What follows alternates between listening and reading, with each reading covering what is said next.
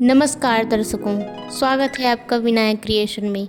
तो ये रही आज की मेरी एक छोटी सी और खूबसूरत सी पेंटिंग और इससे जुड़ी एक कहानी मुझे याद आई जो कुछ इस प्रकार है। एक छोटे से गांव में एक पुराना सा बगीचा था। दिन में वह बगीचा बिल्कुल साधारण दिखाई देता, लेकिन रात होते ही वहाँ का नज़ारा किसी जादुई दुनिया जैसा लगने लगता था। बगीचे के चारों तरफ गुलाबी और लाल फूलों की बेलें थीं। बीच में एक छोटा सा तालाब था जिसमें रात के समय चांद का प्रतिबिंब दिखाई देता था।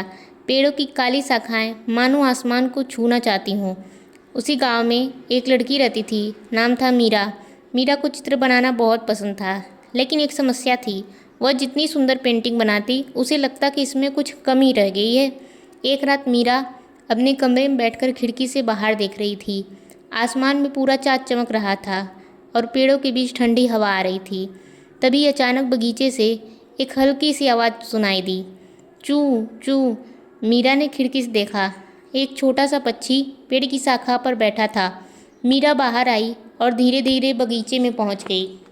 पक्षी उड़कर एक फूल के पास गया। वह फूल बाकी फूलों से अलग था। उसका रंग हल्का गुलाबी था और चांदनी पड़ते ही वह चमकने लगता। मीरा हैरान होकर बोली, ये फूल मैंने पहले कभी नहीं देखा। तभी पेड़ से एक सूखा पत्ता नीचे गिरा। उस पे कुछ लिखा था, जो सुंदरता आंखों से नहीं दिल से देखता है वही इसे देख सकता है। मीरा को कुछ समझ नहीं आया। वह अगले दिन फिर उस फूल को देखने पहुंची, लेकिन फूल गायब था। उसने पूरे बगीचे में खोजा, कहीं फूल नहीं मिला। तीसरे दिन भी वही हुआ, फिर चौथे दिन, फिर पांचवें दिन। हर रात फूल दिखाई देता और सुबह गायब हो जाता। मीरा ने तय किया कि वह उस फूल की तस्वीर बनाएगी। उसने कागज़ निकाला और चाँद, पेड़, फूल और पक्षी बनाने लगी, बिल्कुल कि जैसा इस पेंटिंग में दिखाई दे रहा है। पेंटिंग पूरी होने के बाद मीरा को लगा कि चित्र अच्छा नहीं बना। उसने निराश होकर ब्रश नीचे रख दिया। तभी कमरे में उसकी दादी आई। उन्होंने पेंटिंग देखी और मुस्कुराकर पूछा, तुम्हें इसमें क्या कमी दिखाई दे रही है? मीरा बोली, दादी सब कुछ है, चाँद, फूल, पक्षी, फिर भी ऐसा लगता है कि तस्वीर में जान नहीं है। दादी ने कहा, क्योंकि तुम तस्वीर बना रही हो, कहानी नहीं। मीरा ने पूछा, कहानी? दादी बोली, हाँ, हर चीज़ की एक कहानी होती है। चाँद सिर्फ चाँद नहीं होता, किसी के लिए वह उम्मीद होता है। वह फूल सिर्फ फूल नहीं होता, वह किसी के लिए मेहनत का परिणाम हो सकता है। और पक्षी सिर्फ पक्षी नहीं होता, वह आज़ादी का प्रतीक हो सकता है। मीरा पूरी रात दादी की बात सोचती रही। अगली रात वह फिर बगीचे में गई। इस बार उसने फूल बनाने की कोशिश नहीं की, बस चुपचाप बैठ गई। चाँद ऊपर था, हवा धीरे धीरे चल रही थी, फूलों की खुशबू चारों तरफ फैली हुई थी। वही छोटा पक्षी फिर आया और मीरा के पास बैठ गया। कुछ देर बाद पक्षी ने आसमान की तरफ उड़ान भरी। मीरा उसे देखती रही। तभी उसे समझ आया कि वह इतने दिनों से गलत चीज़ खोज रही थी। वह फूल को अपनी पेंटिंग में कैद करना चाहती थी, लेकिन असली सुंदरता तो उस पल में थी।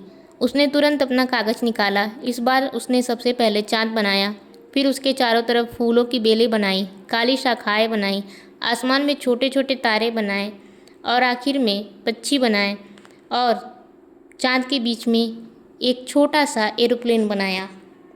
लेकिन मीरा ने फूल को बहुत बड़ा नहीं बनाया, क्योंकि उसे अब पता था कि इस कहानी का असली नायक फूल नहीं, वह एहसास है जो चांदनी रात में सबको जोड़ रहा था। जब पेंटिंग पूरी हुई, मीरा ने उसे देखा। पहली बार उसे अपनी बनाई तस्वीर में कोई कमी नहीं दिखाई दी। अगली सुबह उसने वह पेंटिंग दादी को दिखाई। दादी कुछ देर तक उसे देखती रही और फिर बोली, अब इसमें जान है। मीरा मुस्कुराई। उसने पूछा, दादी वो फूल आखिर क्या था? दादी ने खिड़की से बाहर देखा और बोली, शायद वह कोई जादुई फूल नहीं था।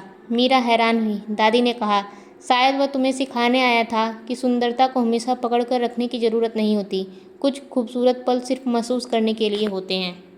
उसी रात मीरा फिर से बगीचे में गई, लेकिन वह फूल वहाँ नहीं था। मीरा मुस्कुराई, क्योंकि अब उसे फूल की ज़रूरत नहीं थी। उसने आसमान की तरफ देखा। चांद वैसे चमक रहा था, पेड़ों की शाखाएं हवा में हिल रही थी और दूर आसमान में एरोप्लेन छोटा सा दिखाई दे रहा था। पंछी उड़ रहे थे। मीरा ने धीरे से कहा, कुछ चीज़ें हमारे पास हमेशा रहने के लिए नहीं आती, कुछ सिर्फ हमें कुछ सिखाने के लिए आती हैं। उस दिन के बाद मीरा ने कभी अपनी पेंटिंग को सिर्फ सुंदर बनाने की कोशिश नहीं की, बल्कि उसमें एक कहानी छिपाने लगी। कभी चाँद की कहानी, कभी फूलों की, कभी बारिश की और कभी उस छोटे पक्षी की जिसने उसे सिखाया था कि सच्ची कला आँखों से नहीं दिल से बनाई जाती है। ज़िंदगी में हर खूबसूरत चीज़ हमेशा हमारे साथ नहीं रहती, लेकिन उसके दिए हुए अनुभव और सीख हमेशा के लिए हमारे साथ रह जाते हैं।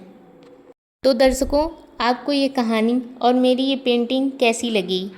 अगर अच्छी लगी हो तो हमारे चैनल को सब्सक्राइब, लाइक और शेयर करें।